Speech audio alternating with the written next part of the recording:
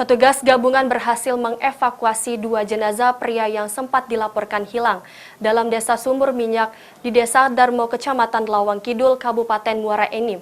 Kedua korban sendiri merupakan penambang minyak di lokasi tersebut. Pencarian 2 pria yang hilang di sumur minyak kawasan Desa Darmo, Kecamatan Lawang Kidul, Kabupaten Muara Enim akhirnya membuahkan hasil. Petugas gabungan yang terdiri dari kepolisian, TNI, BPBD, dan Basarnas menemukan kedua korban dalam sumur minyak tersebut. Proses evakuasi kedua korban dilakukan petugas dengan susah payah. Pasalnya lokasi lubang yang sulit dijangkau mengharuskan petugas menggunakan alat berat untuk mengevakuasi korban dari dalam sumur ke permukaan. Selanjutnya setelah dievakuasi, mayat kedua korban sendiri dibawa ke rumah sakit dan dilakukan proses identifikasi serta pemeriksaan.